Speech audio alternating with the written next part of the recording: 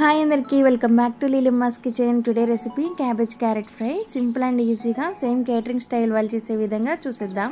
మన ఛానల్ని first time చూస్తున్నట్లయితే ప్లీజ్ అందరూ సబ్స్క్రైబ్ చేసుకోండి.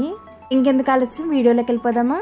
ముందుగా కడాయిలో ఆయిల్ వేసుకొని పోపు దినుసులు ఎండుమిర్చి వేసుకొని వేయించుకోవాలి. పోపు దినుసులు కాస్త వేగిన తర్వాత సన్నగా కట్ చేసి పెట్టుకున్న పచ్చిమిర్చి ముక్కలను వేసుకొని అవి కూడా బాగా వేగనివ్వాలి. ఇందులోనే సన్నగా కట్ చేసి పెట్టుకున్న పెద్ద ఉల్లి ముక్కల్ని వేసుకొని అవి కాస్త వేగిన తర్వాత కరివేపాకు వేసుకొని వేయించుకోవాలి. ఇందులోనే పసుపు వేసి ఆనియన్స్ బాగా వేగేదాకా వేయించుకోవాలి. ఇందులోనే సన్నగా కట్ చేసి పెట్టుకున్న క్యాబేజీ తురుము అలాగే సన్నగా కట్ చేసి పెట్టుకున్న క్యారెట్ తురుము వేసుకొని అంతా కలిసే విధంగా కలుపుకోవాలి. ఇందులోనే రుచికి సరిపడా ఉప్పు వేసుకొని మరొకసారి అంతా కలిసే విధంగా కలుపుకొని మూత పెట్టి 10 నిమిషాలు మగ్గనివ్వాలి. క్యాబేజ్ క్యారెట్ ఫ్రైకి అసలు వాటర్ ఏమీ అక్కర్లేదండి. క్యాబేజ్ క్యారెట్ లో ఉన్న వాటరే సరిపోతుంది. క్యారెట్ కాస్త మగ్గిన తర్వాత ఇందులోనే అల్లం వెల్లుల్లి పేస్ట్ వేసుకొని పచ్చి వాసన పోయేంత వరకు వేయించుకోవాలి.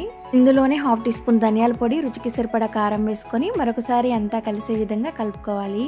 కొద్దిసేపటి తర్వాత ఇందులోనే ఎండు కొబ్బరి పొడి వేసుకోవాలి. ఈ కొబ్బరి పొడి వేసిన తర్వాత 5 సెకండ్స్ అలా కలుపుకుంటే సరిపోతుంది. ఈ కర్రీ సేమ్ కేటరింగ్ వాళ్ళు చేసే విధంగా చాలా కమ్మగా ఉంటుంది. మీరు కూడా ట్రై చేయండి. లాస్ట్ లో కొత్తిమీరతో గార్నిష్ చేసుకుంటే సింపుల్ అండ్ ఈజీగా క్యాబేజ్ క్యారెట్ ఫ్రై రెడీ. ఈ కర్రీ రైస్ లోకి చపాతీలోకి చాలా బాగుంటుంది. సింపుల్ అండ్ ఈజీ రెసిపీస్ కోసం లీలమ్మాస్ కిచెన్ ని ఫాలో అవ్వండి, సబ్స్క్రైబ్ చేసుకోండి.